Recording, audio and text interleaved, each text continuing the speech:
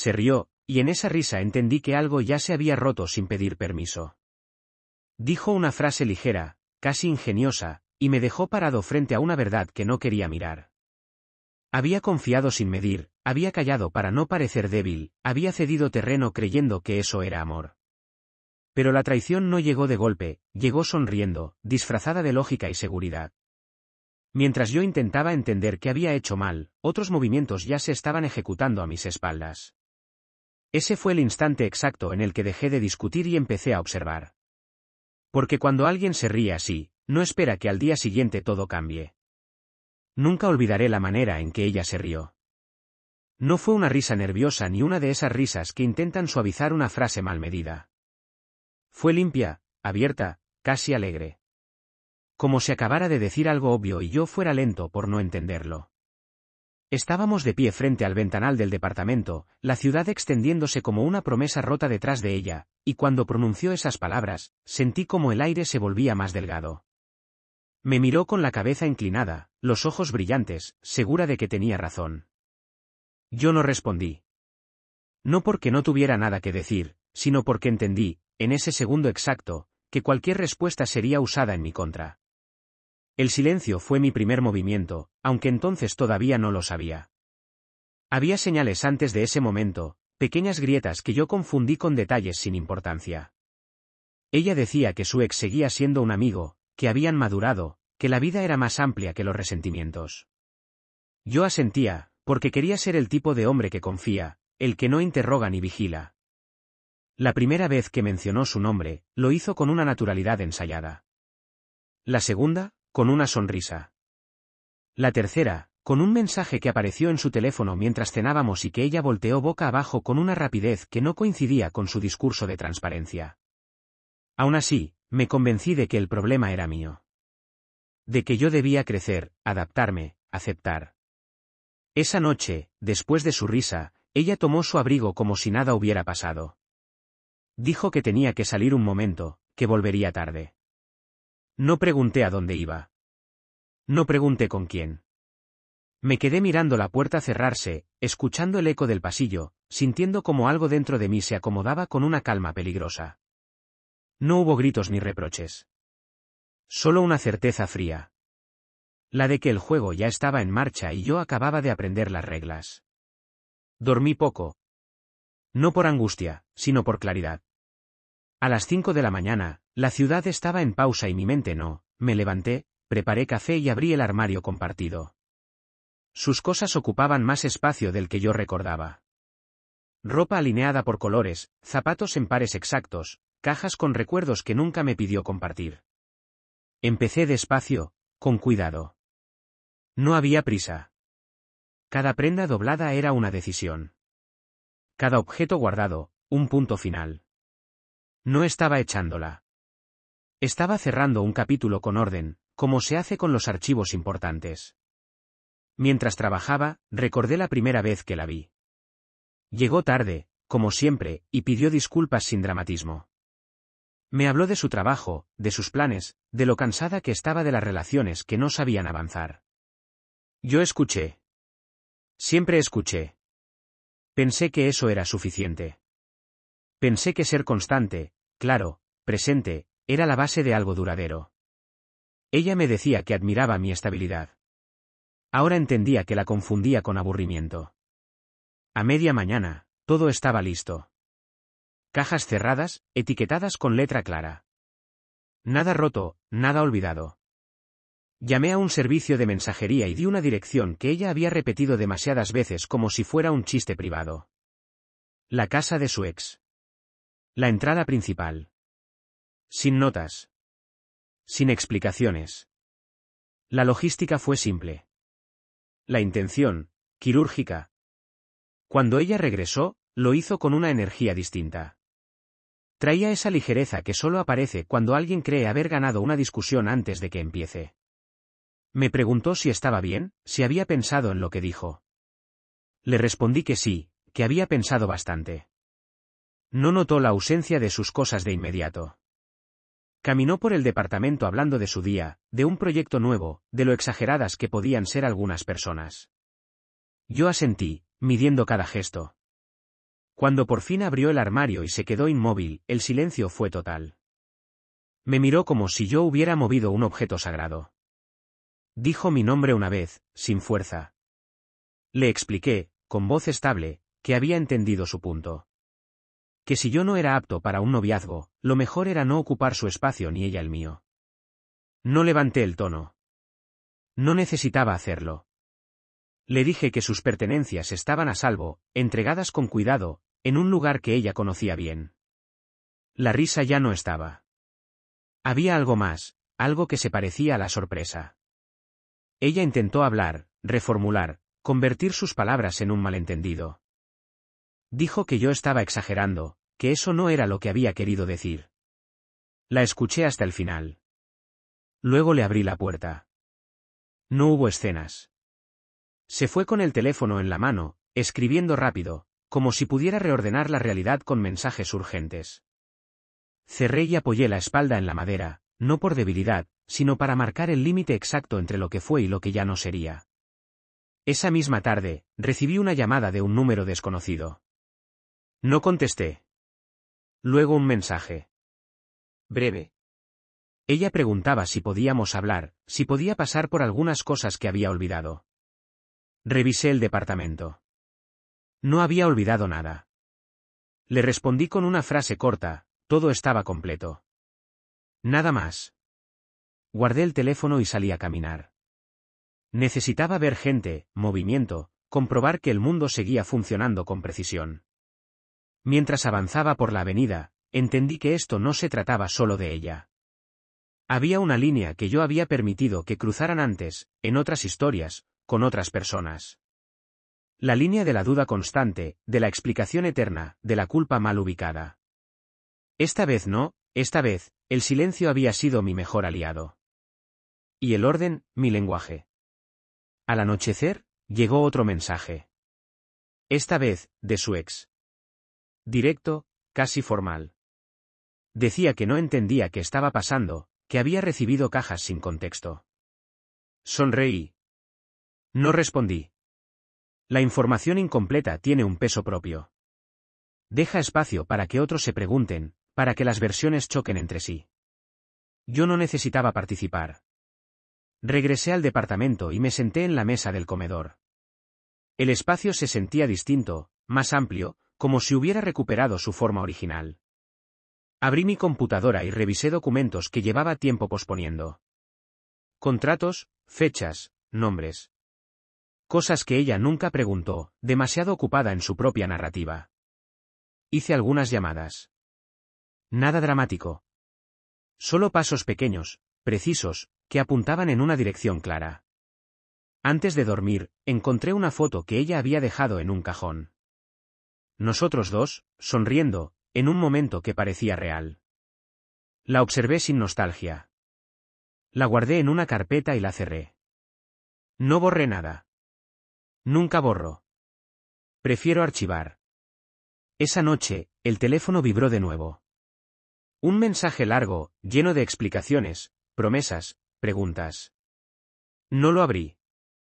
Lo dejé ahí, iluminando la mesa unos segundos antes de apagarse. Me recosté sabiendo que lo más difícil ya había pasado. La risa, la frase, la decisión. Lo que venía ahora no sería impulsivo ni ruidoso. Sería constante. A la mañana siguiente, recibí confirmación de algo que había sospechado desde el principio. Una coincidencia que no lo era. Un dato que encajaba demasiado bien. Sonreí, no por alegría, sino por coherencia. Todo empezaba a alinearse. La coincidencia que confirmé esa mañana no fue un golpe de suerte. Fue una grieta que alguien dejó abierta demasiado tiempo. El nombre que había anotado la noche anterior apareció ligado a un proyecto que ella juró no conocer. No era un rumor ni una interpretación. Era un registro, una firma, una cadena corta de decisiones que no admitía excusas. Cerré el archivo y entendí que lo personal y lo profesional habían estado mezclados desde mucho antes de su risa frente al ventanal. No la busqué. Dejé que fuera ella quien llenara el silencio con intentos de control. Llegaron más mensajes, algunos amables, otros defensivos. Uno decía que todo se estaba saliendo de proporción. Otro preguntaba si había alguien más. No respondí. La falta de eco tiene un efecto curioso, obliga a la gente a hablar sola, a mostrar la estructura real de sus argumentos. Guardé cada texto. No por rencor, sino por método. Al mediodía me encontré con Marcos, un viejo contacto que no se impresiona fácil. Le expliqué lo justo, sin dramatizar. Le mostré el documento. Sus cejas no se movieron, pero su tono cambió. Dijo que ese tipo de cruce de intereses no se hacía sin consecuencias. Dijo que había más, casi siempre había más. Me pidió tiempo. Se lo di. El reloj empezó a correr en una dirección que no favorecía a ella. Esa tarde, recibí una llamada del número que había ignorado el día anterior. Contesté. La voz del ex sonaba medida, como si hubiera ensayado cada palabra. Dijo que no quería problemas, que solo buscaba claridad. Le respondí con una pregunta simple: ¿desde cuándo colaboraban? Hubo una pausa. Luego una fecha. No coincidía con la versión de ella. No discutí. Agradecí la honestidad tardía y colgué. La verdad, cuando aparece, suele hacerlo en capas incómodas. Caminé de regreso pensando en cómo algunas personas confunden control con inteligencia. Ella siempre creyó que sabía leer a todos. Que podía anticipar reacciones, ajustar relatos, suavizar bordes. Yo fui parte de ese error por un tiempo. No por ingenuidad, sino por confianza. Ahora veía el mapa completo, con rutas que se cruzaban donde no debían. Al llegar al edificio, encontré a la portera con una caja pequeña. Dijo que la habían dejado para mí. Dentro había documentos que no reconocí al instante. Facturas, correos impresos, una nota breve sin firma. No era una amenaza. Era una invitación torpe a negociar. Sonreí sin alegría. Quien cree que puede comprar silencio suele subestimar el valor de la paciencia. Esa noche, ella apareció sin avisar. No gritó ni exigió entrar. Tocó 2 veces y esperó. Abrí. Me habló de malentendidos, de contextos incompletos, de cómo todo podía explicarse si yo estaba dispuesto a escuchar. La dejé terminar. Le dije que ya había escuchado suficiente, que ahora estaba observando. Sus ojos buscaron algo en mi cara que no encontraron. Se dio cuenta de que el terreno había cambiado. Intentó apelar a lo que compartimos. Mencionó planes, promesas, la idea de un futuro que nunca definimos. Le respondí con hechos. Le dije que había fechas que no cuadraban, acuerdos que no mencionó, decisiones tomadas a mis espaldas. No negué nada con rabia. Lo hice con calma, enumerando. La calma desarma más que cualquier reclamo. Ella dijo que todo había sido para protegerme. Que yo no entendería ciertas dinámicas. Esa frase fue nueva. No estaba en su repertorio habitual. Anoté mentalmente el cambio. Le pedí que se fuera. No porque no soportara verla, sino porque ya no tenía nada que aportar en ese espacio. Se fue sin mirar atrás, como si el pasillo pudiera ofrecerle una salida mejor que la verdad. Después de cerrar, revisé la caja otra vez. Encontré un nombre subrayado. El mismo de mi nota. La conexión era directa. No hacía falta interpretarla. Llamé a Marcos y le pedí que acelerara. Dijo que ya estaba en eso, que había encontrado un patrón. No dio detalles. No los necesitaba. A la mañana siguiente, el rumor empezó a moverse. No por mí. Las cosas bien hechas no requieren empujones. Un correo reenviado aquí, una pregunta incómoda allá. Nada explícito. Solo suficiente para que la gente adecuada empezara a mirar donde antes no miraba. Recibí 2 llamadas de números que reconocí por contexto. Las dejé pasar. Ella volvió a escribir. Esta vez, el tono era distinto. Menos control, más urgencia. Dijo que alguien estaba preguntando cosas que no debía. Dijo que esto podía afectar a muchos. No me incluí en ese muchos. Le respondí con una frase neutra: las preguntas no dañan, las respuestas incompletas sí. No contestó. Esa tarde, Marcos me confirmó lo que sospechaba. Había un acuerdo oculto, beneficios cruzados, decisiones firmadas fuera de protocolo. No era un error. Era un sistema pequeño, discreto, diseñado para no levantar ruido. Ella no era la única pieza, pero sí una clave. Colgué y me quedé mirando la ciudad desde otro ángulo, entendiendo que el alcance era mayor de lo previsto. El ex volvió a llamar. Esta vez no habló de claridad. Habló de salir bien parado. Le dije que eso dependía de él. Me preguntó qué quería. Le respondí que la verdad completa, por escrito. Aceptó sin discutir. Cuando colgué, sentí por primera vez una leve anticipación. No satisfacción. Anticipación. Abrí el archivo sin dramatismo. No había razón para retrasarlo más. El contenido no necesitaba contexto, transferencias cruzadas, mensajes internos, decisiones tomadas fuera de toda supervisión. Todo llevaba fechas precisas y nombres completos. Ella aparecía varias veces, no como figura secundaria, sino como enlace. Cerré el documento y supe que ya no había espacio para versiones alternativas. La historia estaba escrita con tinta que no se borra. No hice llamadas impulsivas. Organicé. Envié el material a quien debía verlo, acompañado de una nota breve, sin adjetivos. La verdad no necesita decoración. Minutos después, recibí confirmación de recepción. Luego silencio. Ese silencio era distinto al anterior. Pesaba más. Marcos me citó esa misma tarde. No hubo café ni rodeos. Dijo que el asunto había escalado, que se abriría una revisión formal, que algunas personas estaban pidiendo explicaciones que no podían postergarse. No sonaba preocupado por mí. Sonaba ocupado por ellos. Le pregunté si mi nombre aparecía en algún lado. Dijo que no, que yo había sido un punto ciego para el sistema. Asentí. Así había planeado que fuera. Ella intentó contactarme una última vez.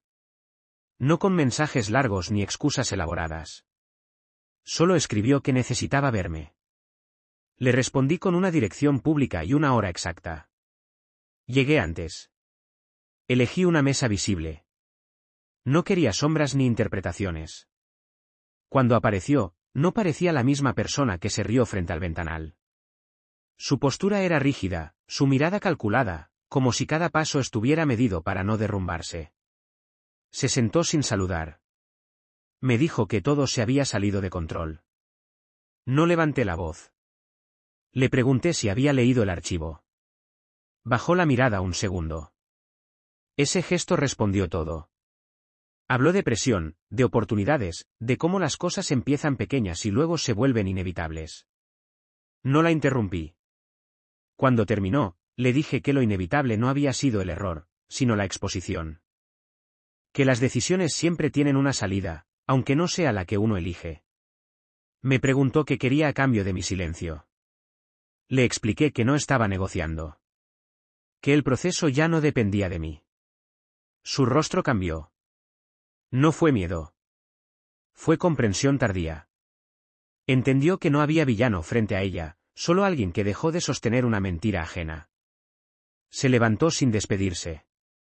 No la seguí con la mirada. Horas después, las consecuencias empezaron a tomar forma. Suspensiones, investigaciones, reuniones urgentes. El ex envió su declaración completa, tal como prometió. No intentó suavizar nada. Eligió salvarse a sí mismo. No lo juzgué. Cada quien actúa según su alcance. Recibí un correo oficial agradeciendo mi colaboración y confirmando que no se requeriría nada más de mi parte. Lo leí una vez y lo archivé. No sentí triunfo. Sentí cierre. Días después, pasé frente al edificio donde todo comenzó. No miré hacia arriba. No hacía falta. La ciudad seguía su ritmo, ajena a las pequeñas implosiones privadas. Pensé en lo fácil que es confundir estabilidad con ingenuidad, y en lo caro que resulta subestimar el silencio.